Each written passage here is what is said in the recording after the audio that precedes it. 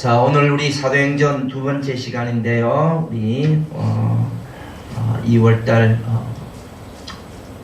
암송 제3요 히브리서 10장 17절 시작. 또 그들의 죄와 그들의 불법을 아니하리라 하셨으니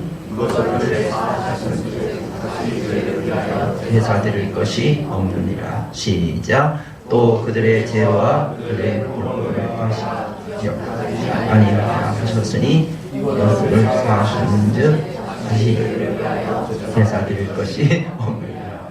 자, 다시 한번요. 시작. 또 그들의 죄와 그들의 내가 다시 기억하지 아니하리라 하셨으니 이것들을 다시 위하여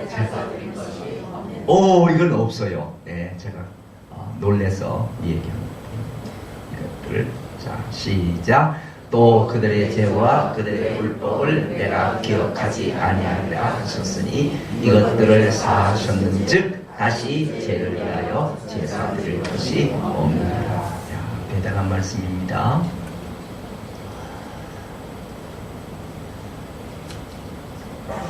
자, 우리 기도 다락방 기도거든요. 다락방 기도와 12제자 가운데 유다가 탈락되고요. 대신 마띠아를 선택하는데 어떻게 선택하는지 오늘 본문이 잘 이 얘기를 해주고 있습니다. 초대교회의 태도는요, 순수한 모임과 기도로 형성되었습니다. 진짜 그 기도가 간절했어요. 간절한 기도, 그 열망을 끈질긴 기도, 그 생동감이 넘치고 역동감이 있는 그 기도. 우리는 가끔 초대교회로 좀 돌아갔으면 좋겠다 그런 얘기를 좀 많이 해요. 초대교회에 본받고 싶은 거 많거든요. 그러나 우리가 말은 그렇게 하지만 진짜 이런 부분들은 본받아야 되는데 본받지 못하는 경우가 참 많아요. 그래서 우리의 영적인 상태, 수준 이런 부분도 오늘 본문을 통해서 좀 살펴보았으면 좋겠다 이런 마음이 들어요. 그래서 우리 특별히 기도 내용과 또 12제자 한 사람 탈락했으니까 마띠아를 어떻게 선택했는가 그 부분에 초점을 좀 맞추려고 그래요. 제목이 그래서 두 가지를 붙였거든요. 기도, 특별히 12제자 가운데 한 사람을 더 마띠아의 이 부분을 우리가 좀 봤으면 좋겠습니다. 먼저 사도행전 1장 12절 이하 15절 우리가 방금 봤지요. 제자들이 감람원이라는 산으로부터 예루살렘에 돌아오니 이 산은 예루살렘에 가까워 안식일에 가게 하면 기대하려 했는데 우리 감람원에 예수님이 이제 승천하셨지. 제자들 진짜 놀랐습니다. 예수님이 승천하는 모습을 보고 진짜 흥분하고 어떤 면에서는 충격받았지요. 하늘로 올리는데 구름이 같이 이렇게 천사들이 왜 하늘을 쳐다보느냐, 주님 가신 그대로 또 올 것이다 그런 얘기를 하고 이렇게 직접 봤습니다. 그리고는요 예루살렘으로 돌아왔는데 예루살렘에 들어와서 이들이 흩어지지 않았고요. 예루살렘에 그대로 머물러 있었습니다. 왜 이렇게 예루살렘에 그대로 머물러 있었는가? 그들이 유하는 다락방에 들어가니 베드로, 요한, 야고보, 안드레, 빌립, 도마, 바돌로메, 마테오, 알포의 아들 야고보, 셀론, 시몬, 야고보의 아들 유다가 다 거기 있었습니다. 여자들과 예수의 어머니 마리아와 예수의 아우들 더불어 마음을 같이하여 오로지 기도에 힘썼습니다. 모인 무리의 수가 약 120명이나 되더라. 그때 베드로가 그 형제들 가운데 일어서서 이르되 이런 내용이 나오는데 처음에 교회가 태동될 때 초대교회는요 몇천 명, 몇만 명 그렇게는 상상 못해요. 마이크도 없고요. 사실 그런 모임의 장수도 없고요. 대부분 교회, 가정, 다락방 이런 곳에 모였으니까 오늘 120명 정도는 많이 모인 거예요. 예? 이런 모임을 그들이 가졌습니다. 가졌는데 이들이 흩어지지 않고 이런 모임은 자주자주 가졌어요. 교회라고 하는 것은 우리가 알잖아요. 그러니까 우리가 예수님을 내 마음에 영접하게 되면 성령이 내 속에 들어오시잖아요. 이게 성령의 전이 되는 거예요. 이 우주적인 교회가 지역에 모였을 때 이걸 지역교회라 그러는데, 이 지역적인 교회가 그들의 모임이 순수했습니다. 굉장히 순수했고 가정에 대부분 모였는데 순수한 모임이었습니다. 근데 가끔 이렇게 그들이 모임을 가졌을 때 이렇게 기도도 하고 했는데, 예를 들면 그 헤롯 왕이 있었는데 이 왕이 굉장히 핍박을 했잖아요, 믿는 사람들을. 그래갖고는 사도행전에 보면 뭐 핍박이 가해지는데, 그래서 야고보가 벌써 소반에 머리 잘려서 나와요. 엄청난 일이. 그리고 베드로가 감옥에 갇혀요. 아예 지도자들을 초토화시키려고 그러는 거예요, 초기부터. 그래서 이들이 그런 모임을 가져요. 이렇게 모여갖고 간절히 하나님께 기도하는 겁니다. 예. 그리고 무엇보다도 예루살렘에서 다락방에서 흩어지지 않는 것은요, 주님의 약속이 있었잖아요. 예. 어떤 약속이 있었습니까? 사도행전 12장 12절에 깨닫고 마가라는 요한의 어머니 마리아 집에, 마가 다락방입니다. 여기서 모였는데 사도와 함께 모이사 그들을 분부하여 이르시되 예루살렘을 떠나지 말라 그랬죠. 내가 들은 바 아버지의 약속하신 것을 기다리라. 요한은 물로 세례를 베풀었으나 너희는 먼 날이 못 배워 성령의 세례. 그래서 오순절날 예수님이 부활하시고 한 40일 동안 제자들께 보이시고 그 다음 승천하셨거든요. 그리고 10일 후에 50일째 오순절이 임하는 거예요. 그러니까 성령의 약속을 기다리라는 거예요. 왜 이 성령을 기다려야 돼요? 우리가 누가복음 마지막 장에 뭐를 봤습니까? 우리가 전도하기 위해서 주신 3가지요. 기억하십니까? 우리에게 복음을 주셨고요. 또 소명, 증인의 삶. 그렇죠? 예, 소명을 주셨고, 그리고 또 한 가지는 성령의 능력이요. 이 성령의 능력, 이 성령을 기다려. 성령이 오지 않으면 움직이지 말라는 거예요. 한 영혼도 구원 못 시키니까 움직이지 마. 움직이지 마. 그래서 이 성령을 기다리기 위해서 예루살렘이 흩어지지 않고 그들이 기다렸습니다. 모임을 가졌는데, 이 다락방을 조금만 한번 보고 갑시다. 여기에는 예수님의 형제도 있었고, 그리고 또 여인들도 있었는데, 자, 이 부분을 잠깐만 한번 보자고요. 여자들과 예수의 어머니 마리아와 예수의 아우들과 더불어 마음을 같이하여 오로지 기도에 힘썼거든요. 여기에 예수의 아우들도 있었고, 그리고 여인들도 있었습니다. 그런데 이 아우들이 어떤 사람인가? 마가복음에 보시면 예수님께서 죄송합니다. 이 사람은 마리아의 아들 목수가 아니냐, 그 형제를 여기서 이야기해 주고 있는데요. 예수님이 이렇게 해당에서 가르칠 때에 사람들이 놀랬어요. 이야, 정말 예수님이니까 놀라지 않겠어요? 그 말 한마디가 얼마나 권위가 있겠어요. 놀랬죠. 와, 이거 보통 사람의 얘기가 아니다. 놀라고 했는데 어떤 사람은 예수님을 배척한 거예요. 왜? 형제가 안다는 거예요. 그리고 예수님의 어머니 부모님도 우리가 안다. 어느 지역에 사는 사람인지 안다. 그 예수라는 사람이 목수의 아들 아니냐 그러면서 인간적인 측면만 바라보고 배척하는 거예요. 그러면서 그 형제에 관해서 들춰낼 때 야고보, 그 다음에 요셉, 그 다음 유다, 그 다음 시몬, 이런 사람이 다 형제들 꽤 많아요. 여기 한번 보세요. 유다, 시몬, 그 다음에 요셉, 야고보가 나오죠. 다 형제들이라니까. 예수님 아버지가 일찍 좀 돌아가시고 다 형제들 부양했잖아요. 예수님이요. 그래갖고 너희들이 우리와 함께 여기 있지 아니하냐 하고 예수님을 배척했어요. 많은 사람들이 예수님을 배척했습니다. 인간적으로 형제들도 우리가 안다는 거예요. 이야, 가르치면 놀랬지만 말이에요. 그러면서 이렇게 형제들을 얘기를 해주고 있거든요.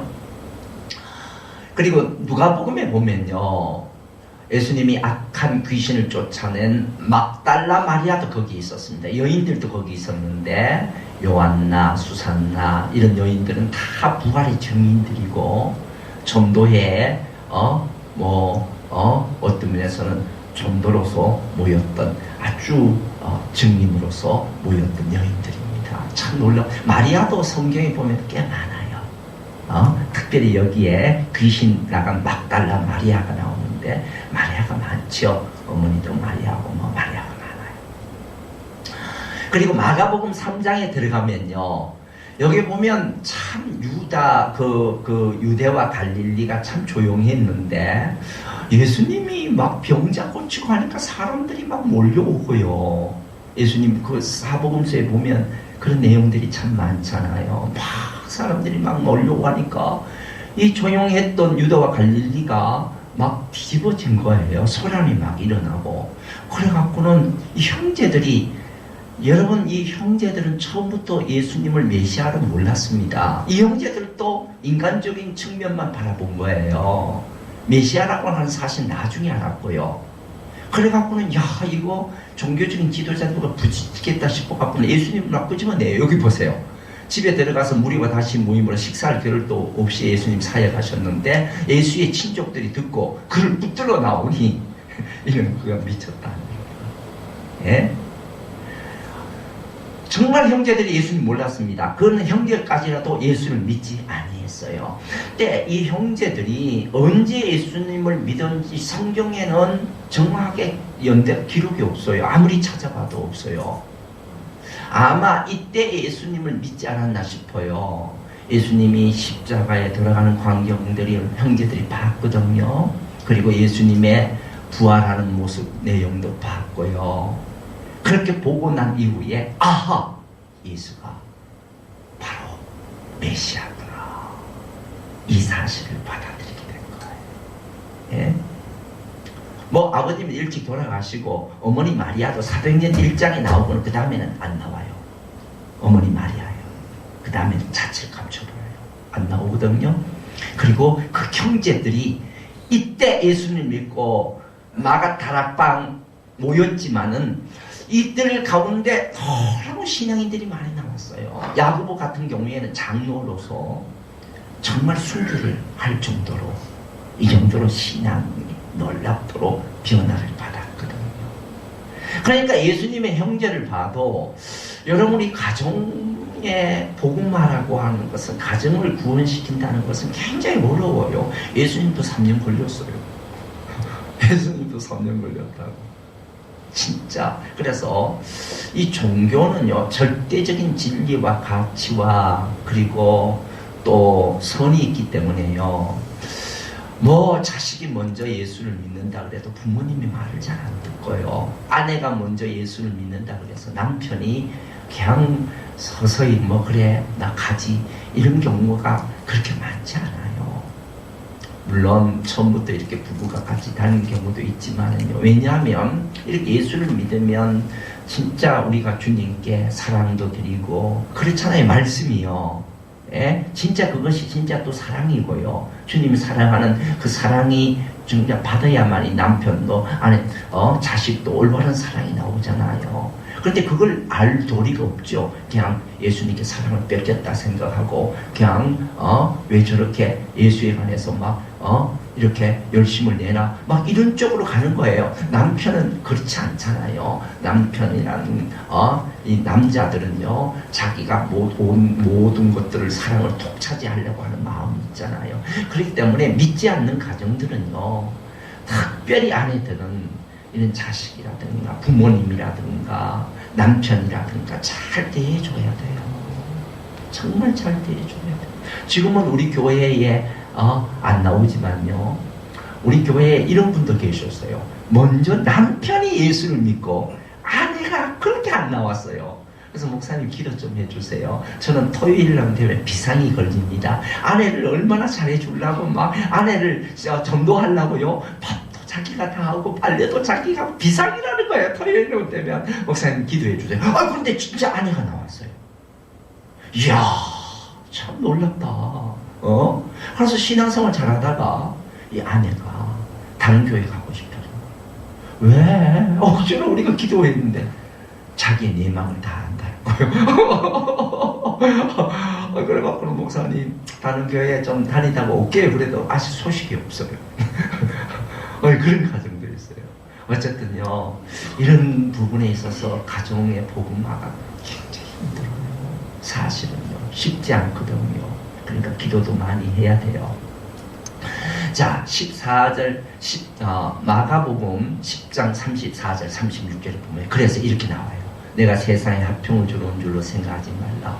화평이 아니요 거움을 주러 왔노라. 내가 온 것은 사람이 그 아버지와 딸이 어머니 그리고 며느리가 시어머니와 불화하게 하려 하니 사람의 원수가 자기 집안식. 여러분 이 내용을 잘 아셔야 돼요.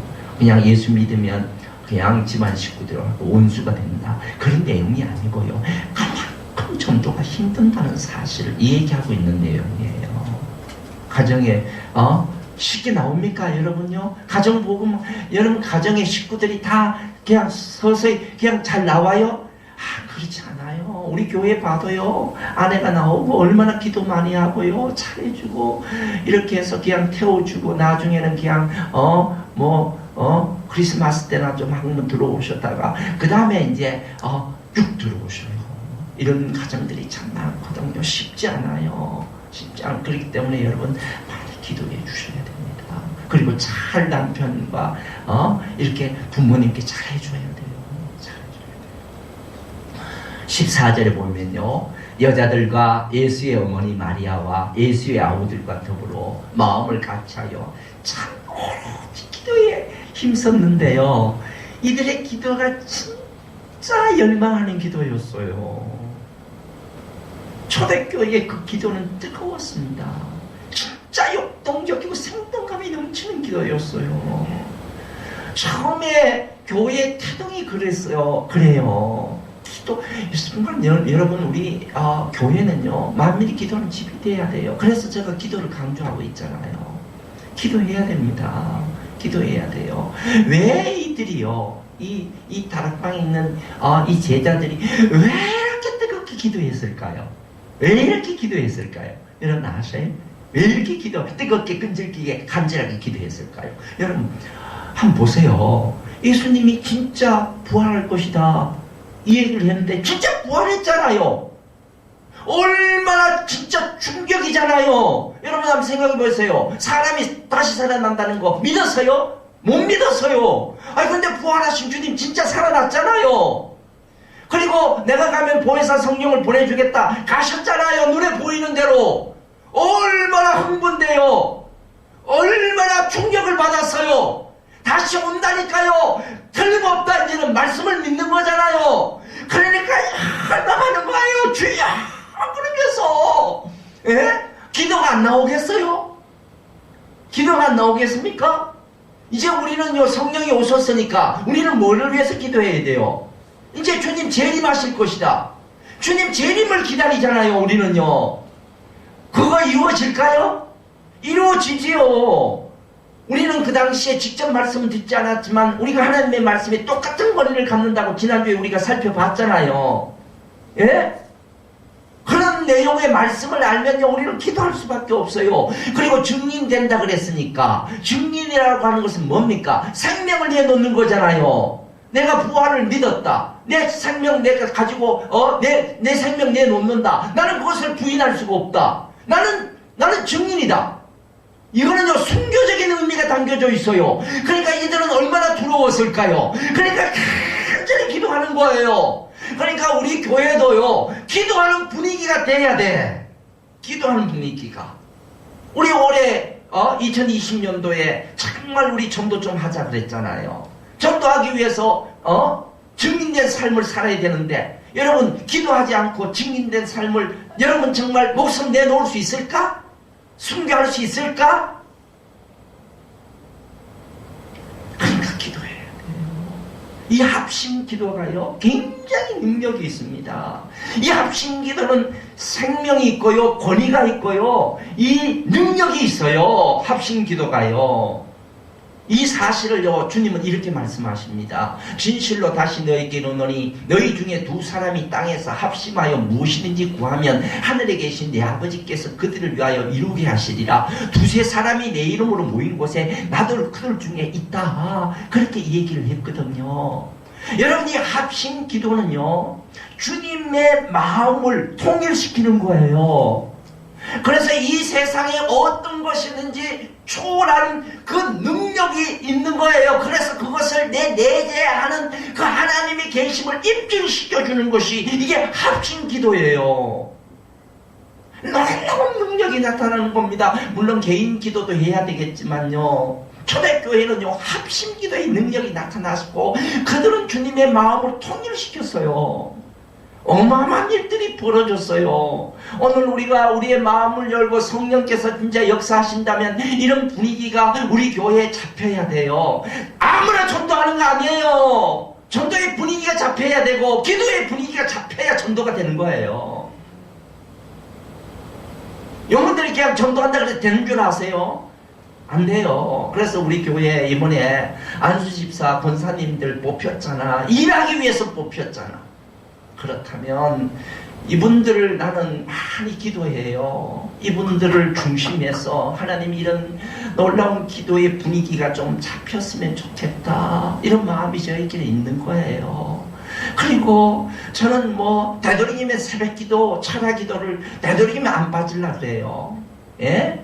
되도록이면 안 빠질라 그래요. 새벽기도도 바로 요 맨 앞자리에 앉아요. 안 빠질라 그래요. 왜요?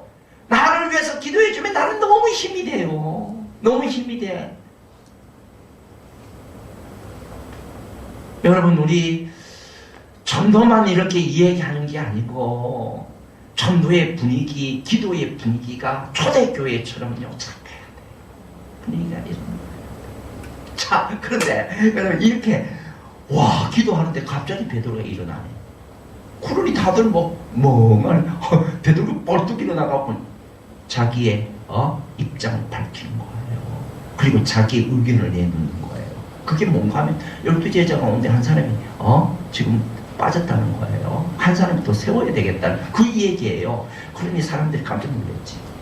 형제들아, 성령이 다윗의 입을 통하여 예수의 잡는 자들의 길잡이가 된 유다를 가리켜 미리 말씀하신 성경이 응하여 할 마땅하도다. 이 사람은 본래 우리 수 가운데 참여하여 이 직분의 한 부분을 맡았던 자라. 이 사람은 불의의 삭수로 밭을 사고 후에 몸이 곤두박질하여 배가 터져 창자가 다 흘러 나오는, 이건 다 예언된 내용이에요. 구약에 어디에 나오는가 시편에 볼까요? 그들이 거처를 황폐하게 하시며 그들의 장막에 사는 자가 없게 하소서. 그의 원수를 짧게 하시며 그의 직분을 타인이 빼앗게 하시며. 다윗이요, 다윗의 원수는 누구예요? 다윗을 못 살게 구는 사람이 원수지요.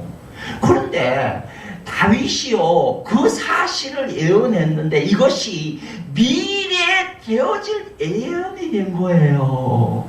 이게 참 기가 막히잖아요. 다윗이 뭐 유다를 지목하고 예언했겠어요? 이 얘기를 했겠어요? 그건 아니잖아요.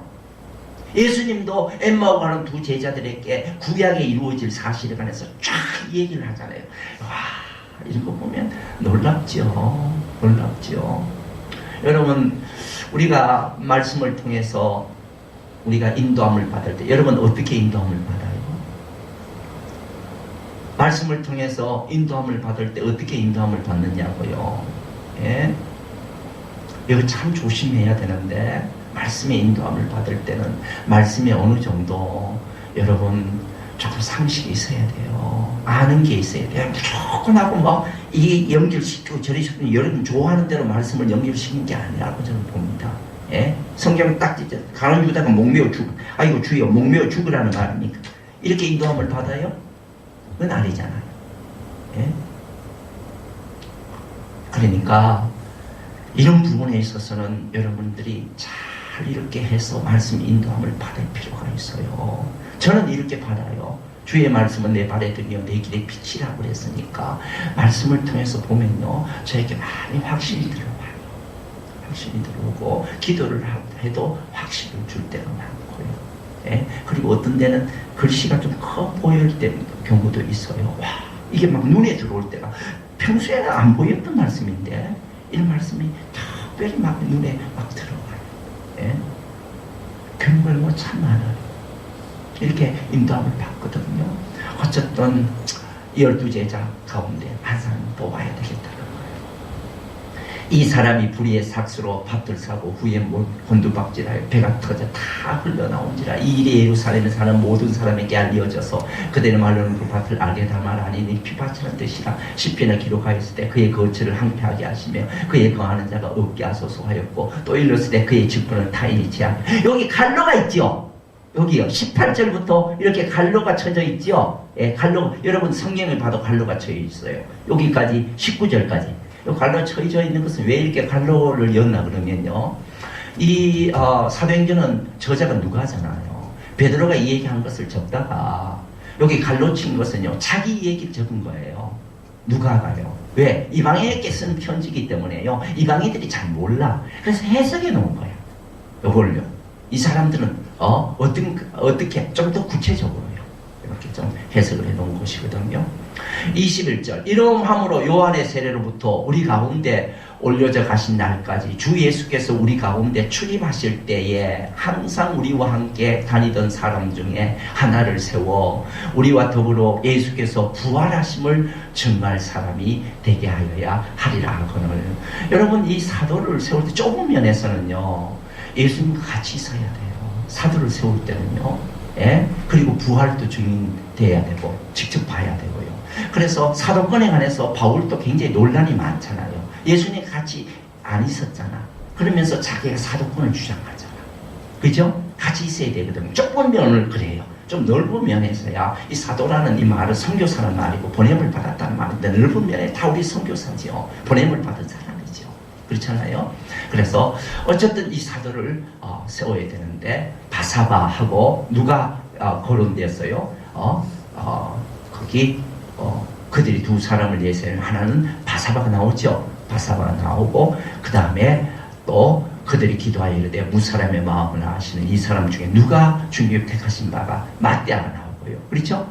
자 어떻게 해요? 제비 뽑죠. 제비 뽑죠. 자 그런데 이렇게 무당부다듯이 정치듯이 이렇게 하는 세상 사람들하고 우리가 제비 뽑는 거하고 뭐가 달라요? 다른 게 뭡니까? 요걸 조금 여러분 볼 필요가 있어요. 다른 것은요 우리는 기도하는 거예요. 기도가 달라요. 주님이 또 이미 이 부분에 관해서 이 얘기를 하셨고요. 예언되었고요. 이런 부분이 다르단 말이에요. 그래서 제비 뽑아 마떼아를 얻으니 그는 11사도의 수에 들어가니라. 왜 12제자입니까? 구약의 12사도, 12지파, 신약의 12제자, 12사도. 이건 다 우리 믿는 사람을 대표하는 숫자이기 때문에요. 그 숫자를 집어넣는 거예요. 여기 내용요. 20절 시편에 기록되었을 때 그의 거처를 항폐하게 하시며 아까 내용 봤죠? 시편에 거기 거하는 자가 없게 하소서. 또 일렀을 때 그의 직분을 타인이 취하게 하소서. 그래서 이 예언이 이루어지는 거예요. 기가 막히네요. 요한복음 6장 40절에 보시면 주님 지금은 우리가 주님의 뜻을 어떻게 알 수가 있어요? 뭐 이렇게 매번 제비 뽑지는 못하잖아요. 예?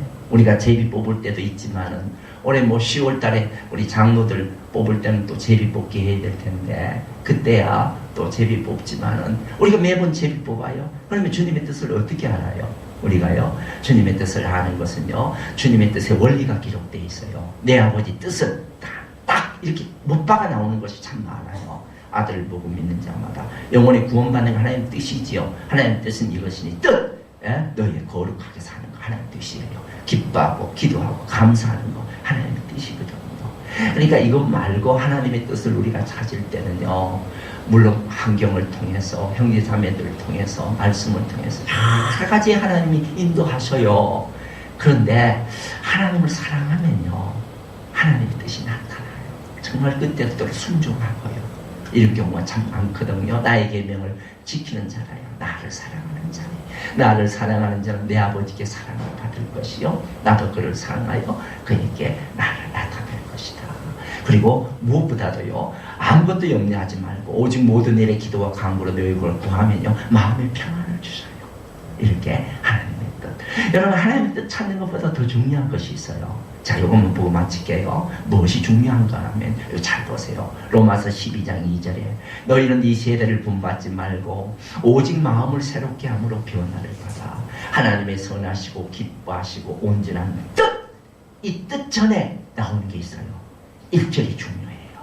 우리 12장 1절 다 같이 읽습니다. 시작. 그러므로 형제들아 내가 하나님의 모든 자비하심으로 너희를 권하노니 너희 몸을 하나님이 기뻐하시는 거룩한 산제사로 드리라. 이런 너희가 드릴 영적 예배니라. 그러니까 우리가 우리의 몸을 여러분 구원받는 거하고 내 삶을 헌신하는 거하고 달라요. 구원받는 건 그냥 천국 가는 것이지만요, 내 삶을 드리는 것은 증인의 삶이에요. 진짜 내가 주님을 위해서 살겠다, 주님을 위해서 헌신하겠다, 죽어도 살아도 주님을 위해서. 이것이 헌신이라 그래요. 주님의 뜻이 나타나면 내가 그대로 순종하겠습니다. 헌신하는 사람이 그렇게 살아요. 그런 사람에게 뜻이 나타나는 것이지, 뜻이 나타나도 내 마음대로 하는데 뭐 하나님의 뜻이야? 내 마음대로 사는데. 그렇잖아요. 헌신해야 돼요. 여러분 몸을 주님께 드리세요. 정말 증인의 삶을 살려면 드려야 돼요. 드리고 정말 초대교회 정말 성도들처럼 간절히 기도하는 아름다운 성도들이 되시길 바랍니다. 우리에게 복음을 주셨잖아요. 여러분 주님께 여러분의 삶을 드리는 증인의 삶도 소명도 우리에게 주셨잖아요. 저는 이번에 그 바이러스 우리 장로님 기도했지만요, 참 깜짝 놀래요. 중국에서 많은 사람이 죽어나가고 있고 하는데 빨리 좀 잠잠해졌으면 좋겠는데, 제가 이걸 보면서 한 가지 내한테 딱 들어오는 게 있어요. 그게 뭔가 하면 우리 한국에서도 이제 치료를 하잖아요. 근데 그 치료하는 그 간호사들이 나의 마음을 찡하게 하는 거예요. 그 감염이 그 속도가 굉장히 순식간에 이루어진다. 그러니까 모든 것을 다 뒤집어쓰고 들어가요. 한두 시간 들어가면요, 땀이 온몸에 범벅이 됩니다. 여러분 아는 것처럼. 뭐 때문에 그 일을 할까요? 돈 때문에요? 그것보다도요, 그들의 소명입니다. 간호사의 소명입니다. 우리 예수 믿는 사람의 소명이 뭘까요? 증인에 대한 삶이에요. 증인된 삶. 이걸 위해서 목숨을 내놓는 거예요. 그러기 위해서는 여러분의 삶을 주님께 드리세요. 드리세요. 영광스럽잖아요. 영광스럽잖아요. 증인된 삶. 드려지면요, 엎드리게 돼요. 주여, 주여 저를 사용해 주옵소서. 우리 교회를 사용해 주옵소서. 그렇게 분위기가 잡혀야 돼. 그러면 우리 교회 올해 2020년도에 놀라운 은혜의 샘이 터질 줄로 믿습니다. 영혼들이 돌아오는 역사가 있을 줄로 믿습니다. 우리 30년 됐잖아요. 여러분 이 교회를 사랑하면 우리 한 번은 해보면 좋겠어. 한 번 해보면, 저 은퇴하기 전에 한 번은 해보고 싶어.